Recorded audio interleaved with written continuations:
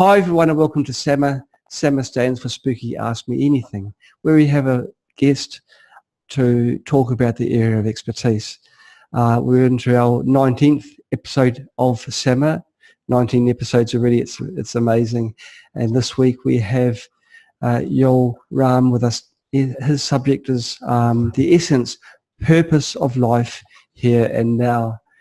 So welcome to SAMA, Yole. It's so good to have you with us today. I hope I haven't lost. Very happy to be with you. Now, just before now, we're talking about a very good subject about really what is reality of life, and I was wondering whether we can continue this discussion because it's actually quite good. And we were discussing about phones and social media platforms. If you can just carry on from what we were discussing before, Yole, what your views are on this. Yeah, see, we get born in the social environment that was created. We live all in artificial realities, either on the cell phone or created around us by society. So that means in different places on earth, we experience different cultures, different political systems, economic systems, organization of life generally. And traveling from city to city, from culture to culture, you see some differences and you see some same pattern repeating again and again. And for travelers who've been traveling a lot around the world, they definitely see those patterns, especially economic patterns that are repeated. Mainly systems that have been created to support certain individuals to gain money and support other individuals to provide the service with a little reward. So this is the economic pattern that we see all around the world. And then we have educational pattern that we see how the education in the schools is done. And in most of the cases, we find out that people are educated to serve, to be servants of those who have businesses, of course. And we find out that they get just information that is going to support the business. That means to provide service to other people who are creating a wealth, I would say. And so on. We find that the same pattern in the health industry around the world that is very similar in most of the countries. Social life varies definitely from country to country according to traditions and religious patterns of the places, but there are always certain elements that are repeating. For example, obedience, following certain rules, etc., that is implemented in the social patterns. That means fulfilling the needs of social environment. That means of the group. Group usually has a leader, and leader has set the system, and it is transferred from one generation to the next generation and so on. And there are some small changes happening over the centuries, but the same pattern is repeated. So next, don't want to go too much in this area, but I just want to say that pattern is repeated in many cultures, in many different life areas. So, but it is an intriguing subject though, isn't it? So it's like a virtual reality that isn't a true reality. It's not a reflection of the real world. Because this is, so all my teaching, I would say, if you can say teaching, whatever I do, whatever I talk with friends and people, and when I give courses, is usually how to get out of circle of dependence. To pay health insurance, we have to pay for our house, we have to pay this, we have to pay that, to keep kids in the school, etc. So we have to be in one place and follow certain rules of the environment. And that keeps us somehow enslaved into that certain pattern. So we don't have real freedoms. Even we get a lot of money. I mean, salary goes up and down in different positions, different places. We get a lot of money, but that still you have to be in one place, you have to perform, and you have to fulfill your social duties. That means you are not really free. Even free. you have a so-called higher income. The question is how to get out of that system of dependency. Absolutely. Okay, well, the subject is the essence, purpose of life here and now. So how do we escape from this virtual reality that we're fed in our lifetime? So the whole point of life comes to our inner happiness, as you said, because whatever we do in our life is to fulfill that inner need, to feel good. Either we alone or with family and with kids or extended family. It's always that personal feeling of being okay at the point. And that feeling of being okay is obviously disturbed many ways in our life. So the search for happiness continues, and the illusion of being happy when we have more money or when we live on one place or when we live on the other place, etc., continues. So that's the human quest through centuries. We are trying to change the system and be happier. We are trying to change, culture or religion. Many people change it from one religion to the other thinking, oh, I'm getting more happier with this other one. But it doesn't happen. So that's human search. And we are obviously on many different levels or many different steps of that search towards the truth of life.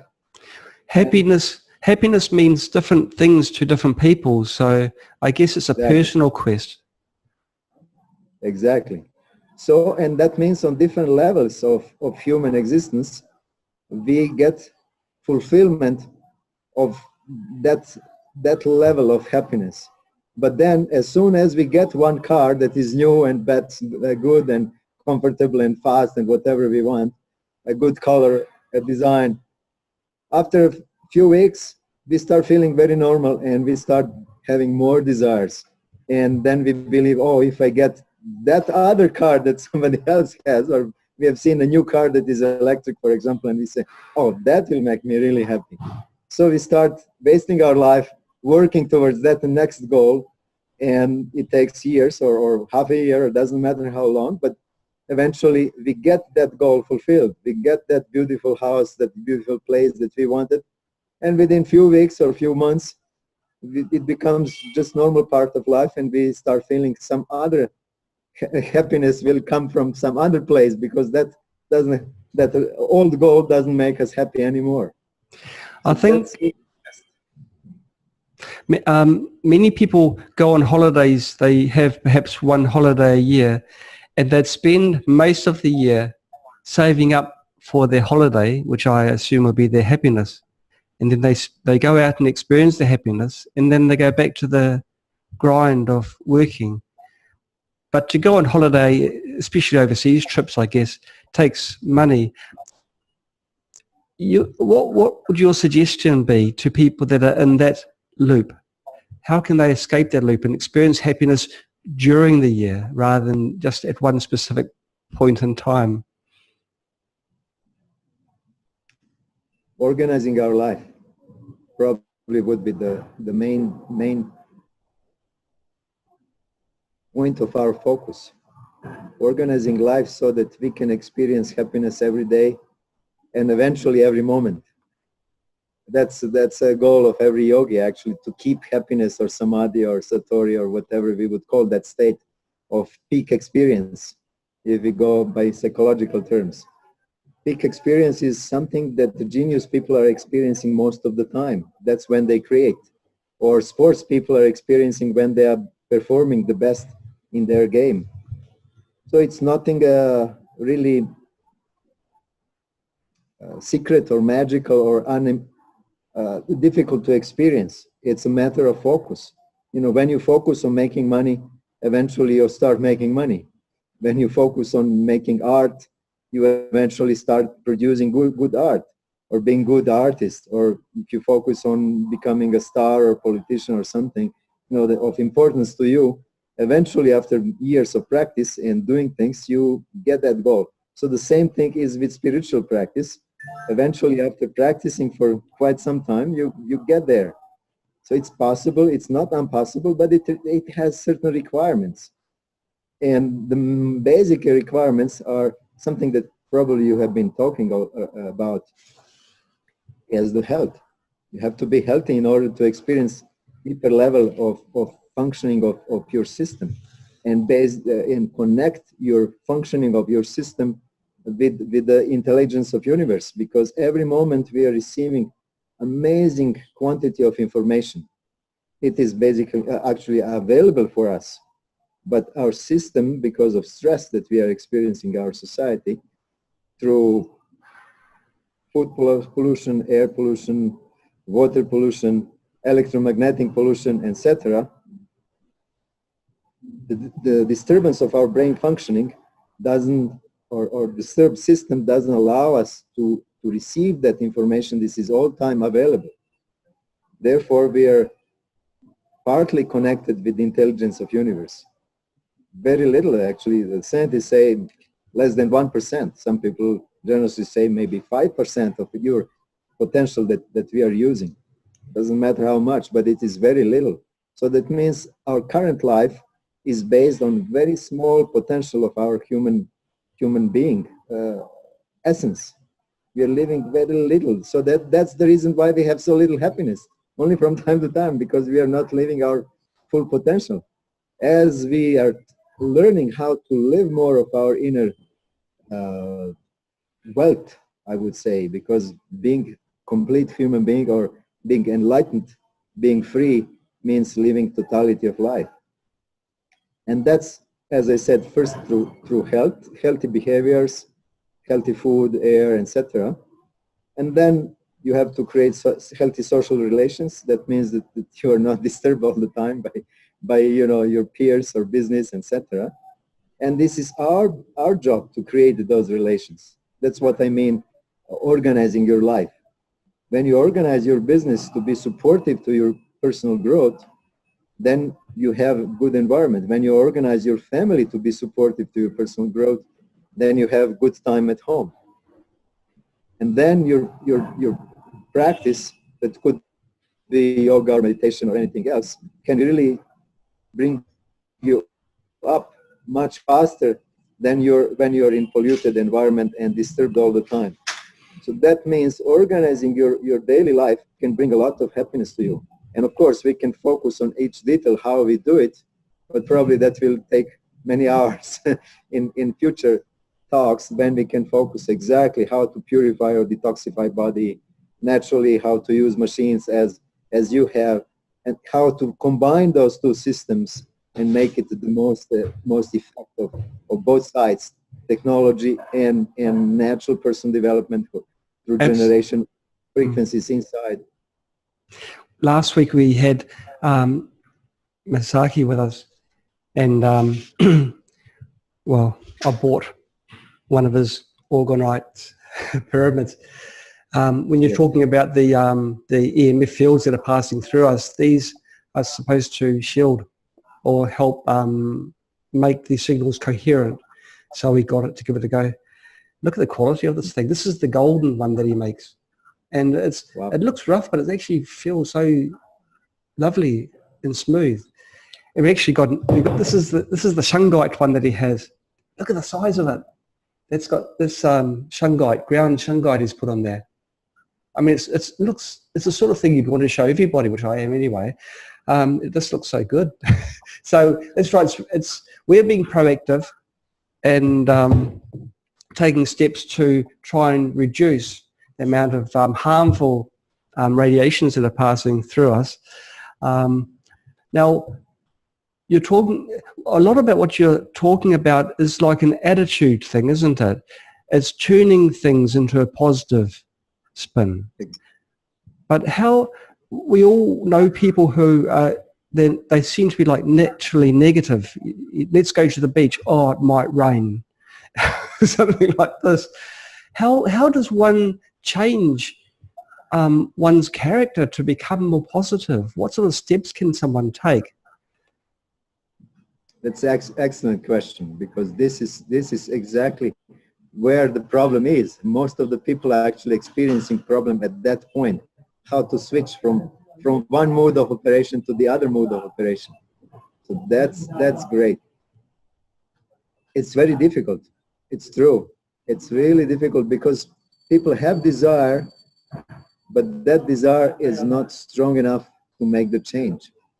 And whatever they do, they don't experience positive results. So then I believe personally, according to my experience, that that's the place when the technology comes in, the machines.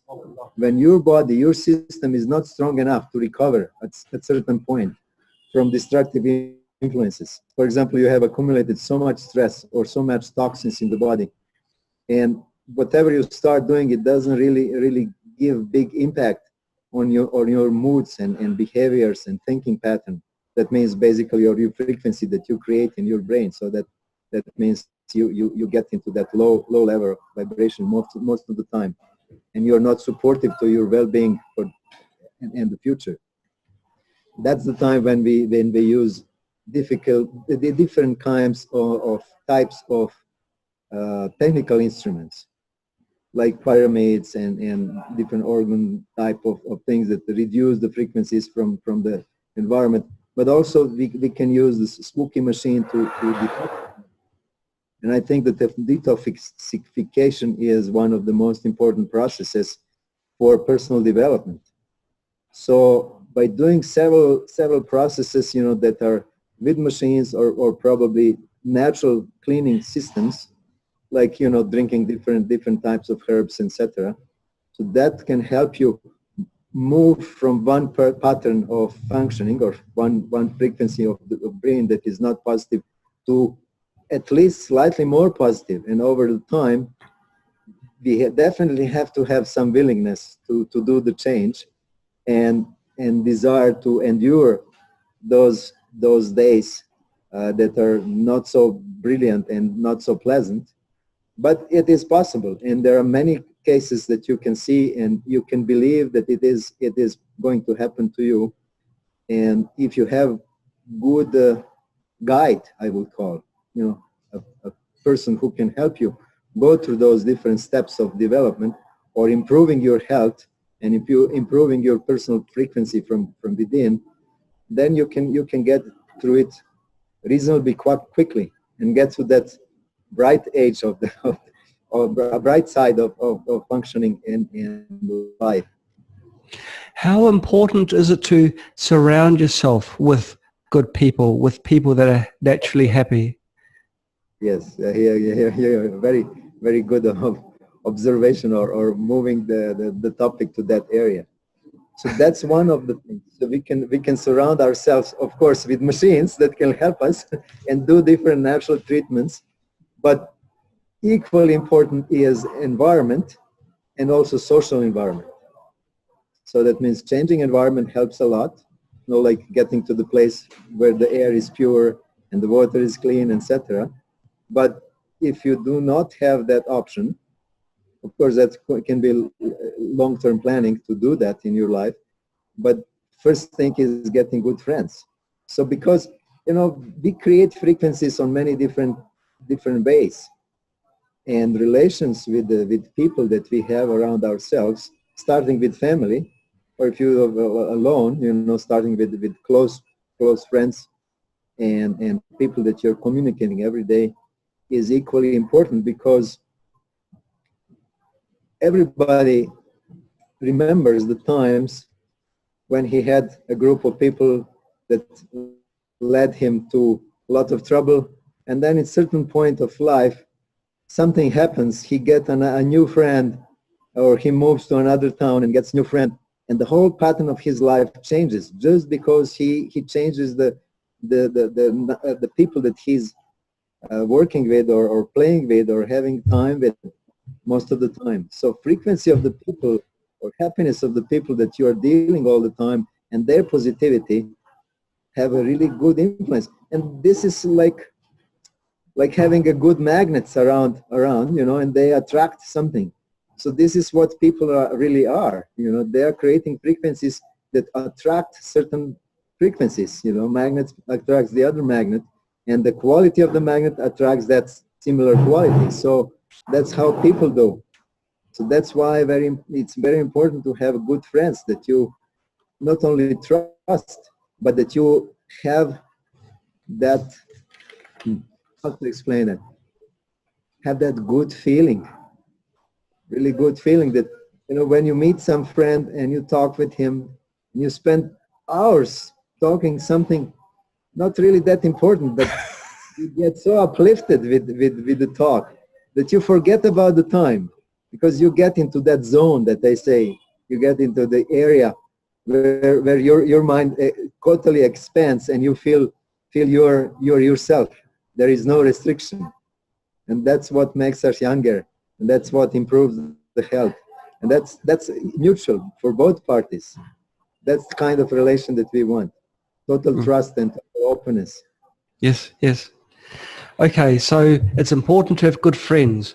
What other things are needed for happiness and fulfillment, do you feel? This is very difficult question. It's individual, you know. When I'm asked, you know, what do you need, I just say, I don't need anything. Just let me close my eyes. I enjoy. The world is so beautiful. But for different people, the answer would be definitely different. Yes, yes. You know, we definitely need good air, good food, good Yes, environment, yes, and it's different for different people because we do not perceive equally our environment. Our capability to perceive the environment and needs is different. Therefore, we have to follow ourselves wherever we are. That's my suggestion usually to the people, you know, because everybody needs different things, because everybody is on different stage of his frequency development towards that unity, that unity with the intelligence of universe that we call enlightenment of freedom. So on every step we have different need to fulfill where we are, and then make another step to fulfill the next need. Therefore, I always suggest just follow yourself. Just be quiet at least few times a day and feel what you need and follow that need. And it can be different at different times, but if you follow all the time, you start learning how to follow your inner nature. And that inner nature will lead you to final result. We say to unity with God, or with unity with universe, and unity with intelligence. Doesn't matter how we call that end goal, but it's actually the same. The names are not important. it was 2 days ago. I did what some people, or most people do, and did the dishes. You know, we do that sometimes. And I got excited and I was very happy when I saw a little bean sprout growing out from the kitchen sink.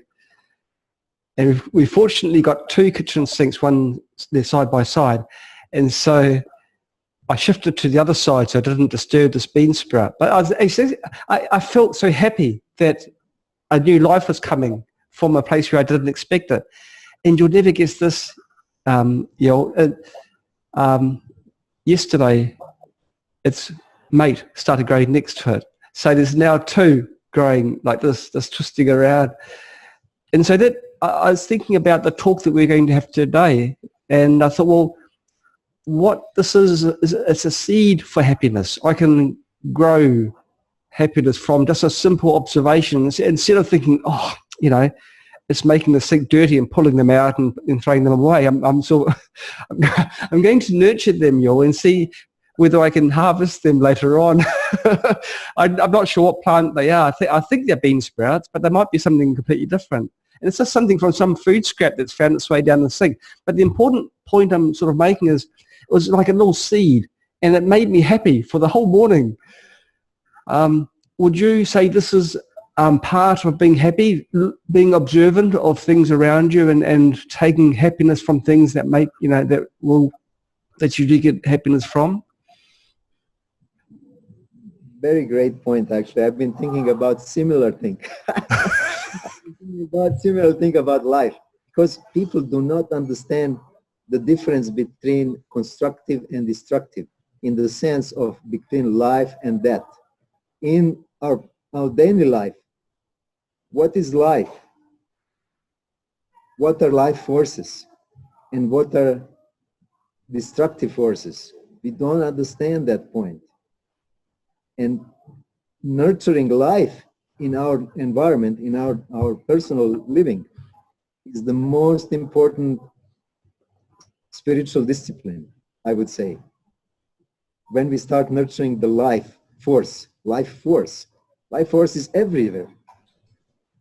And when we watch the movies, the Star Wars, etc., you see obviously dark forces and light forces, but in a regular life, we don't know who is playing what role. And the role that we're playing is designed or defined by how our brain functions, how much positivity the brain can accept, how much life the brain can accept and support. So let us make it very simple. Of course, we can talk about this a long time, and this is a really important topic. But the simplest thing is what makes us feel good when we experience. Every experience that makes us feel good, it's life supporting energy. It can last, little or a little longer, or a little longer, doesn't matter how long it lasts. It doesn't need to be that big happiness that we get when we win a lottery. It's just inner feeling of good. And then, you can meet people that promise a lot of things to you. But these are the words. But after experience is not good. So that means even the promotional material is the same. They use both forces, dark forces and light forces, they use the same promotional material. We are going to support the environment. We are for your health. We are for your family, etc., etc. We are for world peace. But this is the marketing material that both forces are using. But how we can distinguish who is who is that after feeling, after taste. What happens after? And you can find out that destructive forces are using fear, punishment, and this kind of energies that are behind their promises. And light forces usually do not require anything.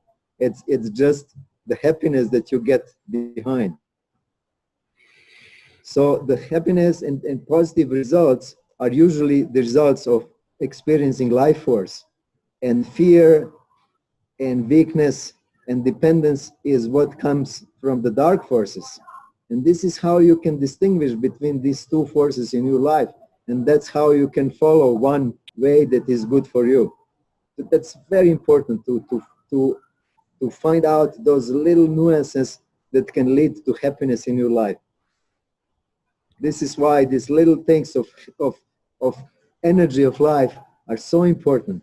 So good to spend as much as possible in nature for human beings, because human beings are originally part of nature. And it's not natural to be in cities within these boxes and concrete. So anytime you can get out of the city, do it. Now, could you describe to our viewers your current location? Because you certainly aren't in a box. You look like you're in a wonderful, wonderful location. So I'm in Yunnan. This is really what I wanted, because we want to have a school. We want to bring people to experience real life, to experience life forces. And I was looking all around China, where is that place that I can do that? So I came to Yunnan, and I came to Dali area, and I'm now in Shijiao village. And yesterday I was actually like 100 kilometers from here in the mountains. And I think I found a really good place. It was completely original place. The nearest village was, like one kilometer from the area, and it was like a little creek going through the meadows, and the shepherd with the sheep, and it was just beautiful. Such energy that was amazing. I said, this I cannot picture. The place was not possible to record, because it was energy level that you can feel, that you cannot record with camera. You just get the trees and meadow, but the energy that you feel on the place, it's just amazing. So I said, this is the place where I want to make my school, to invite people to experience what it means living in nature, what is the real experience of life. I look forward to the invitation. For Chinese people to get back to real roots from where we are coming, those mountain villages that are completely natural. I visited the village that is 2,000 years old, but people still live very similar life like hundreds and hundreds of years ago. So I was impressed that there are still places that you can find those original people that are not spoiled by marketing, TV, etc. Now, that's an interesting point. You say spoiled by marketing, and I guess by extension advertising, and by further extension technology perhaps. I was wondering whether we could talk a little bit more on that. What are the biggest dangers that are people that like myself living in cities? We can't avoid the technology. We can't avoid the advertising. Well, we probably can. What sort of steps can we take?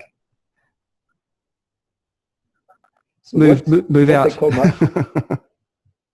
What I call marketing is the system that, you see, there is a knowledge of influencing customers. I've been business professional, so we study really how we can influence customers to buy certain product by color, by smell, by shape, by positioning, by words that we put in, etc., etc. There are many ways how you can influence customer to make decision to buy a product. And most of the big companies, they pay millions of dollars and invest into scientists who will research exactly how to present the product to the customers so that they get desire to buy it. So it's very, very highly invested, invested in manipulating basically human minds, how to do the things in the sales process. But this is not the end. It's done everywhere, on every level, on political, cultural, religious, etc. So we are always bombarded with the created realities by somebody else. So that means we hear the story, we see the movie, and those things are exactly prepared so that you create certain opinion, so that you behave in certain way in certain society. So I'm not talking about China, I'm talking global, about everywhere in the world, society do that to their people so that they get good citizens. Good citizens, under the quotes, that means obedient, so that system works the way it is designed to be. The only way to be yourself is really to turn of the day that you can fulfill your real inner need, to unite with your inner soul, with your inner essence, who you really are.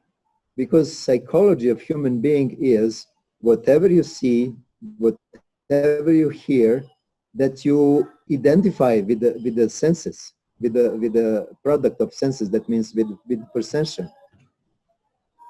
That's human nature. This is how our brain functions. You identify with what you perceive, with what you see, what you taste, what you hear. So you're always connected with something else than yourself. That's why I teach meditation, or that's why I recommend to meditate. Means turn your senses inside and start experiencing who you really are, what you are. And that's where your strength is. That's where your identity is. When you become more who you are, you will be more difficult to be influenced and manipulated. And that's the real solution to human search, human problems, because you don't want to be something else. You want to be yourself. So human beings have to learn how to experience what they really are. And meditation, and especially good meditation and good practice, is designed for that, to return to yourself, to your identity, and to your real freedom. Okay, so that's very brief explanation. Yes. But we can organize for all people who have desire really to return to the self. We can organize some longer meetings or some more detailed courses or talks, because I enjoy helping other people to become what they are, to be happier, to be healthier, to be stronger. That's my joy. Is it, excuse me, is it difficult to meditate? Uh, that's exactly as if you would say, is it difficult to breathe? For most of people, it should be easy, except if you have some disease. But naturally and normally, for normal people, normally healthy people, it should be normal. You don't ever pay attention to the breathing system. So, and as you said, meditating is like being who you are. It it is actually the process of increase the joy. In the beginning, it is strange because you have never learned how to be yourself. So there is an adjustment period, when you start learning how to be self, how to return to who you are, because you have so many patterns of uh, imprinted or forced patterns of behavior and beliefs that you think you are. And then when you start becoming the self, all those dirty things that you are not start falling off. And it's really process of great joy. You start feeling your inner power, your inner peace, your inner strength, who you really are. And then the life starts changing, and then you cannot wait for meditating next time. It's become so strong and so needy. It's a great process for your life. One thing we touched on earlier, we were talking about how through the schooling system, the formal education system, we're taught to be servants for serving the few. And to me, it's not important who the few are, but how can someone get out? How can someone escape from being a servant? It's another curly. It's matter of readiness. I have a very good friend. I have many friends, but I have a very good friend who's a doctor. And long time ago, in my process of search and my process of development, I was young. And that was just about period of time when my mother died. And I was shifting in my mind from different realities of life, with family or without mother that was really close to me. And I got allergy. I didn't know that it's allergy. It was like a cold, like a flu. So, and I went to my friend and I said, what's this? What I should do? And she said, this is allergy. You're not sick, really. It's not real flu. There's no virus. It's allergic reaction. And I said, so what to do? And she said, you don't need to do anything. And I said, so what's this? She said, when you get fed up of this, you will overcome it yourself. So I remember that.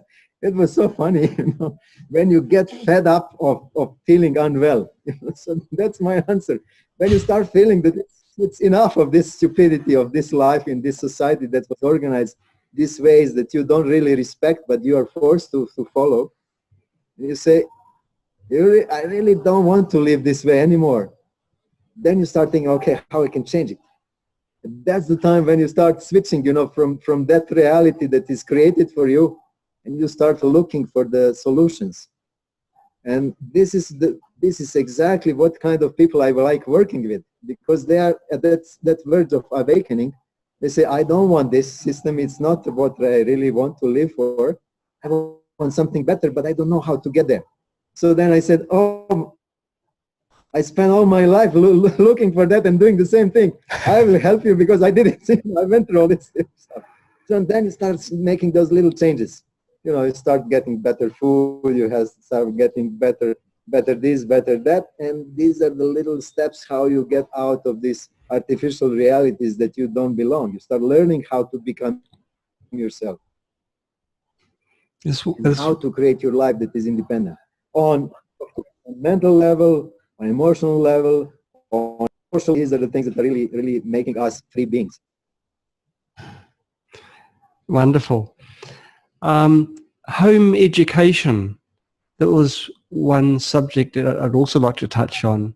What are your views on home education? Home education, did you say? Yes. Home education. So with my kids, I like to give them freedom to choose. So I would put them in public school. So Yes. they would go for 1 year in public school.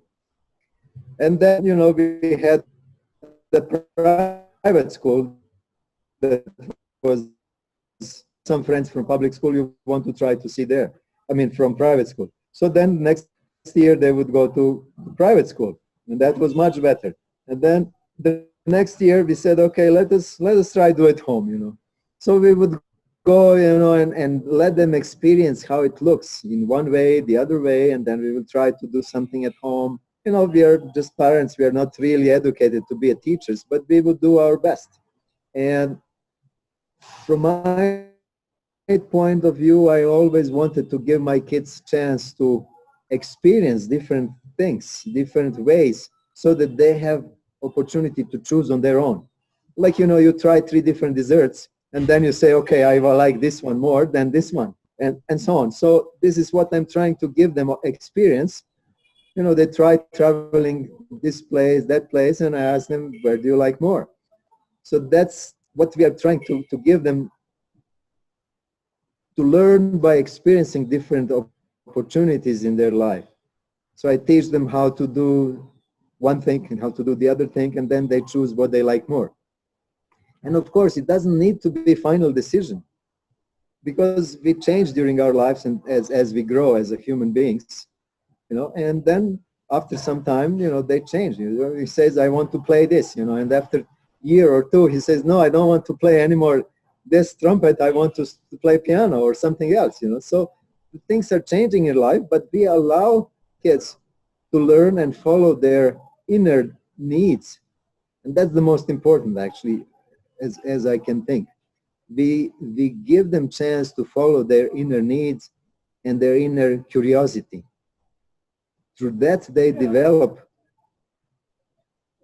the process of growth that is natural, because we are not forcing them, you have to learn mathematics, or you have to do this.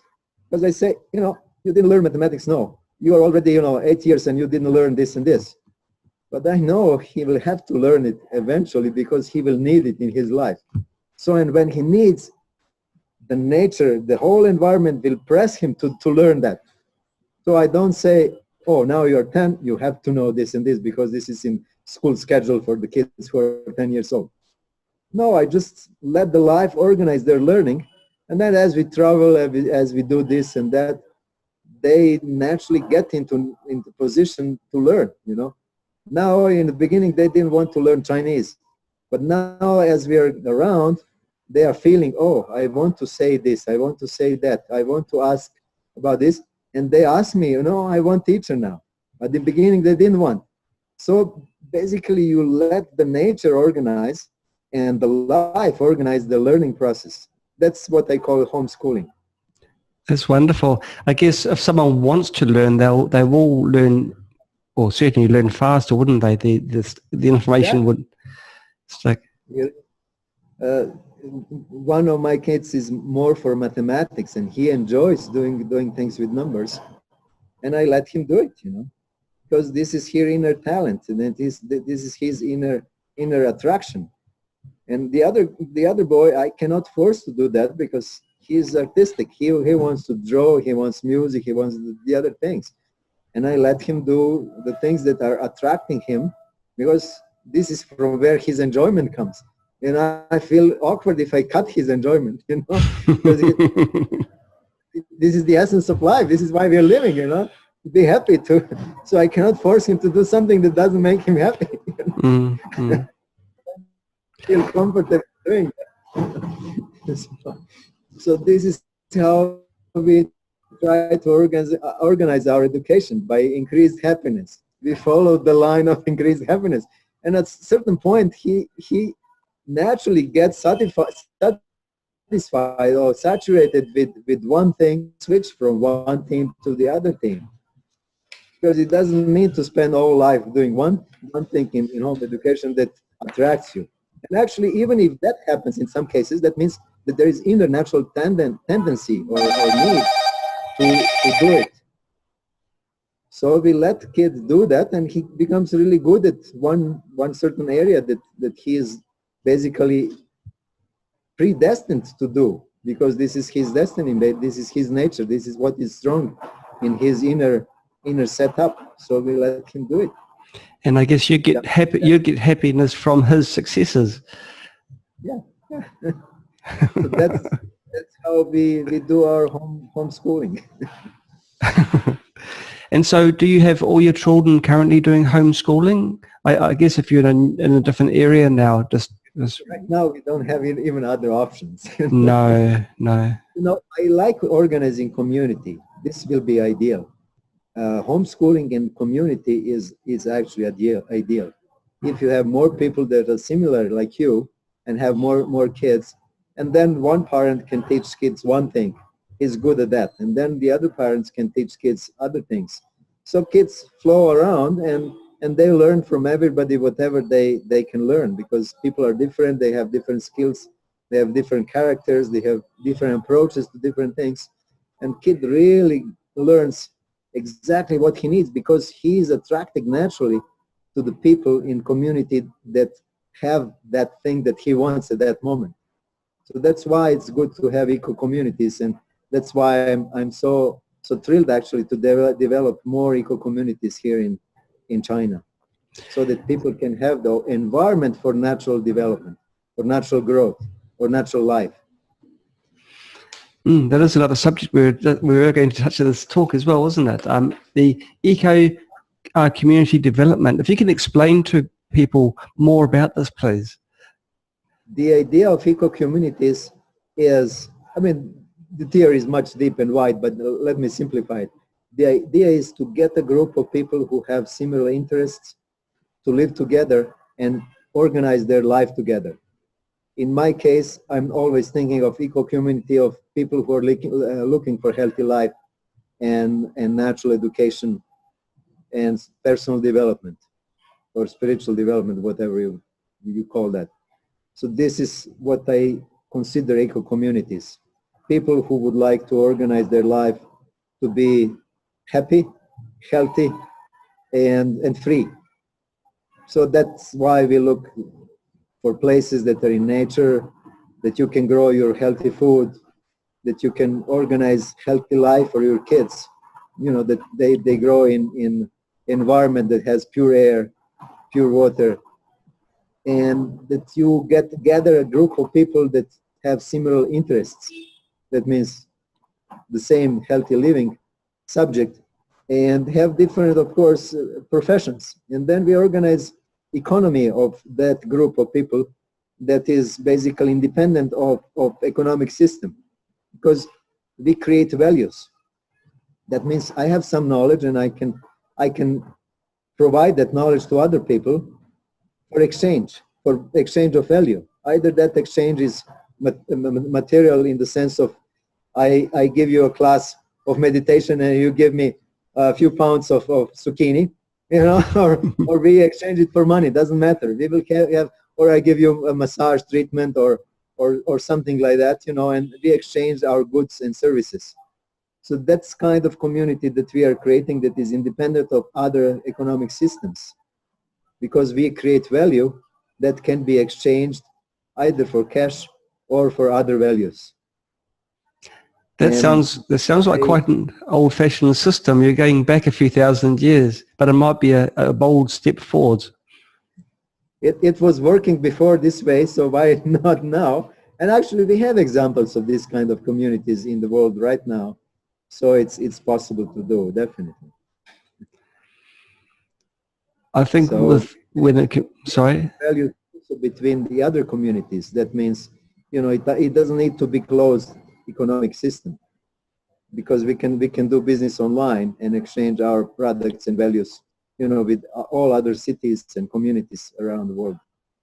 So that's how we exist as an independent economic system, basically, because we create value that is desirable for other people, and they pay or exchange other values with that. I'd say, sorry. There's a bit of a delay in the audio. Sorry, Yole. I think that in such a community, it'll be very easy to be a happy person, because you'll be having discussions with people that are like-minded and open-minded, and they'll be happy themselves. This is the main idea of these eco communities, is actually creating an environment for fastest personal development, for being yourself, or becoming the self, or becoming one with the intelligence of the universe, or become one with the nature. That's what environment we want to provide for our members. That's why we are looking for a creation of eco-villages. And so will you be setting up such a community where you are at the moment? Yes, this is what I'm looking here in Yunnan. And we've just found one nice place yesterday, and I think tomorrow and day after tomorrow I will be looking for another place. So we want to see, what is the best place to start with, but we are not thinking about one community. I'm thinking about hundreds and maybe thousands of communities to be modeled according to one that we will create here. And I'm thinking of creating many teachers or people who will be able to go around and create these communities for their friends and their places. Every big city should have some community somewhere nearby out of the city, wherever is good enough area for that. That's quite a brave thing you're doing there, Yole. Very brave. I really well, I know you're going to succeed. When I'm doing what I am. I can't do anything else. It is remarkable. You're following your chosen path, and you're obviously getting a lot of happiness from it. Looking at your face now, yeah, it's when you find yourself and you're doing the things you want to do, and you're surrounded by people that you want to be surrounded by. What's there not to be happy about? And so you're doing. Happiness is in creating a happy people, helping other people to become happy. That's remarkable. So I'll just go through the checklist. We've done the natural health side and personal development, family purpose and relations, and the family economy. We were talking earlier about trying to substitute happiness for material things. The family home, healthy food and garden, home education delivery, social relations, creative work. Creative work. What would you call creative work? Very good. Creativity is basically who we are. We are all about creating. We are born to express ourselves. By expressing ourselves, we say we create new creations, because we are never the same. I even cannot repeat my lectures. I cannot repeat my recipes. I always create new recipe whenever I start cooking something or making the desserts for kids, because they like me for desserts. I cannot repeat it because I said, I don't remember how I did it last time, but this is this time new creation. So we are creative too. We are not repetitive set systems. We are like a flow, like a river. Our brain is never the same. We are not fixed. We are not printed pictures. We are beautiful. We are beautiful creations of the divine energies, and divine intelligence. So we are changing every single second of the life. We are becoming something better or something different that can be a new music. We are music of universe. These are human beings. And this is what we are supposed to be to each other.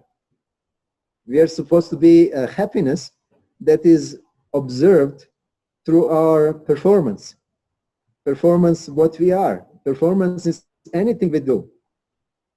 It doesn't need to be singing or painting. It doesn't need to be artistic, because everything we do is actually art in reality. If we are not set up, if we as a human beings are not set up in these little patterns that are created for society, by society rules, as little boxes.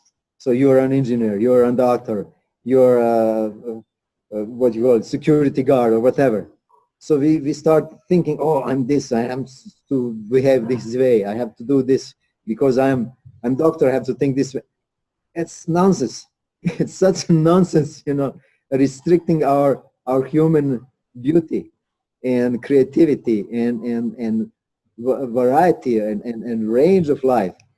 They're amazing human beings. We are unbounded, actually. There is no end to our ability to create new things and to enjoy in creation of new things, you know, in relations to each other, because relations between two human beings is actually exchange of eternity. You understand? Exchanging eternity, exchanging endless beauty of universe. This is who we are, exchanging between ourselves, and this is from where joy comes, from relations between two people. When the relations is restricted to a little box, it becomes boring. Then people part away.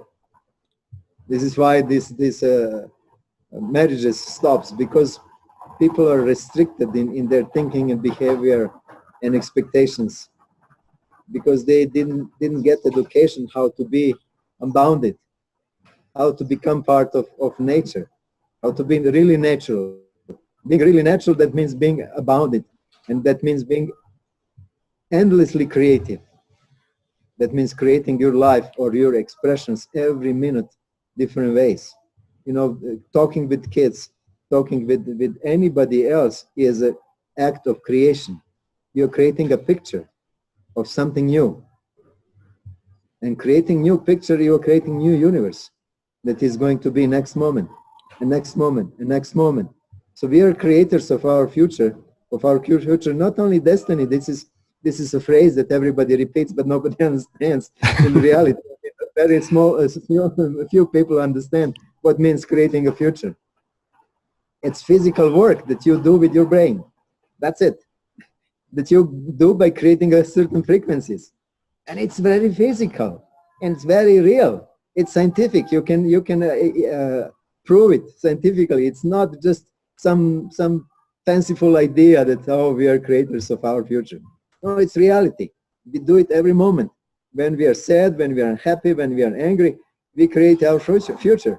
We create even our body the way it is right now. So that's what I mean by creativity. That means expressing yourself really to the fullest, to the maximum. And this is why we want this communities, eco-communities, if it is proper name, doesn't matter. You know, we just use it for lack of better name.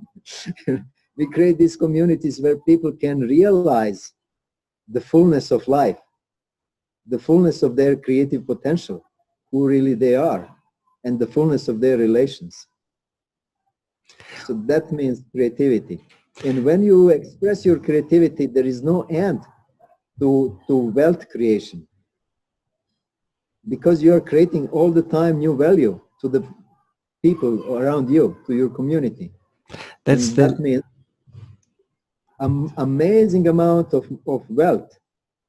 That means you can exchange this creative process always with somebody, with something, and you can have anything you can imagine in your life, you know, theoretically and really physically, because people who have achieved their level of fulfillment of life, or you call it total development of human brain potential or enlightenment, they really live that way, that they are completely fulfilled. They don't need any money anymore. They have everything that they can imagine that they need. So, and even money if they need, you know, they get every project that they want, it's financed. They get any money that they need. So that's the life in total freedom. and total expression of human real potential and creativity. When you gave the list of subjects that you'd like to talk about during the talk, there was one word that stuck out, or it stood out for me anyway. And we went through the creative work. We went to, or what you wrote was contributing and then giving. The word giving was the thing that stood out. And it made me suddenly realize that could be a great source of your happiness, your personal happiness, because you're giving to people. Exactly.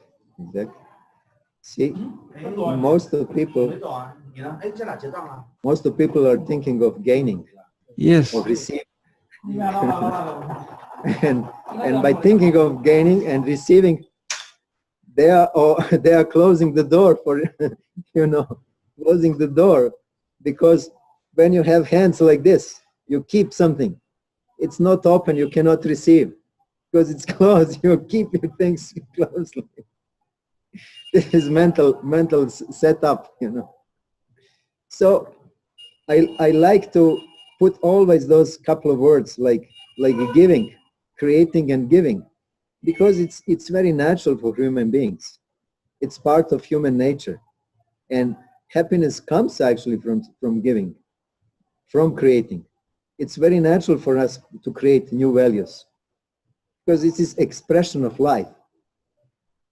Life expresses itself by creating, by multiplying, doing something new, making flowers. Flowers are expression of divine intelligence in the fields, and humans are also divine flowers, another way, So humans can also express itself through new creations, and those new creations, because they are abundant, they don't need to keep for themselves, because they can, like spring, the water comes and comes again and more and comes. Springs always give more and more water. So humans are like that. They're springs of divine energy or divine intelligence or cosmic intelligence. Doesn't matter how we call that. And that intelligence flows through different ways or different channels of expression. Either music or stories or some technical discoveries that are useful, etc., etc., etc. There are many channels of expressions of human creativity. And these are all channels of giving. So each community that I'm talking about is community of givers. Community where people are gaining happiness by giving, by creating. Because, my wife says, oh, here we don't have people to invite to give. When we are traveling, you come first time to some place, and you don't know many people, because we love to invite people to come for dinner, and then we share some nice food. We say this is organic, and this is from our garden, and this is this, and this is that.